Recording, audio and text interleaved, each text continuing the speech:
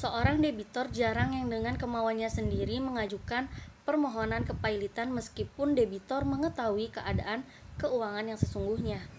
Oleh karena sesungguhnya keputusan pailit akan berakibat langsung terhadap harta kekayaan. Di samping ini, keputusan pailit akan sangat mempengaruhi terhadap reputasi bisnisnya. Debitur akan kehilangan kepercayaan yang debitur punya karena prestasi yang debitur pernah capai. Yang masih menjadi perdebatan di kalangan para ahli adalah tentang jika permohonan kepailitan diajukan oleh kreditor. Pihak-pihak yang terlibat dalam perkara kepailitan adalah pihak permohonan pailit atau kreditor, yakni pihak yang mengambil inisiatif untuk mengajukan permohonan pailit ke pengadilan. Pengertian umum tentang kepailitan. Kepailitan merupakan suatu keadaan di mana debitur tidak mampu untuk melakukan pembayaran terhadap utang-utang daripada kreditornya.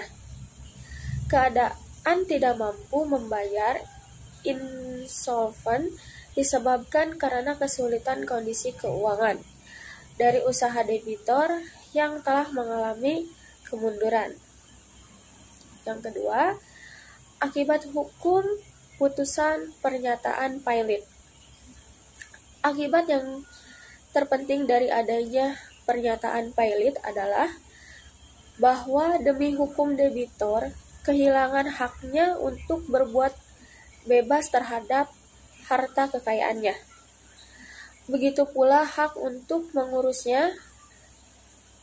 Setelah pernyataan pailit, seluruh pengurusan harta kekayaannya, baik yang ada pada saat pernyataan pailit maupun yang diperoleh selama kepailitan berjalan, diserahkan kepada 11 kurator di bawah pengawasan hakim komisaris. Diharapkan majelis hakim dalam memutuskan perkara kepailitan selain daripada kasus PT AAA Sekuritas melawan pribadi-pribadi yang tidak berwenang bisa lebih cermat menilai dari segala aspek, sehingga putusan diharapkan yang seadil-adilnya.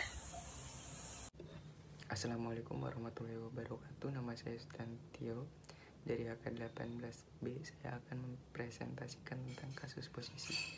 Menurut pemohon, bahwa termohon pailit belum melaksanakan kewajibannya untuk menyelesaikan dan atau mengembalikan dana-dana para pemohon untuk membeli kembali saham-saham dalam repo confirmation, namun hingga batas waktu yang telah ditentukan dalam teguran atau peringatan-peringatan yang disampaikan oleh para pemohon pailit untuk menyelesaikan kewajiban-kewajiban terhadap para pemohon pailit sehingga terbukti dengan jelas dan secara hukum adanya unsur utang yang telah jatuh tempo dan dapat ditagih sebagai diatur dalam pasal 1 Undang-Undang Nomor 37 Tahun 2004 tentang kepailitan dan penundaan kewajiban pembayaran utang. Pemohon pailit, pemohon agar termohon pailit dinyatakan pailit dengan segala akibat hukumannya. Permasalahan hukum yang paling utama yang terdapat dalam putusan ini adalah terkait pertimbangan hakim dalam memutus dalam permohonan pailit oleh pihak yang tidak berwenang.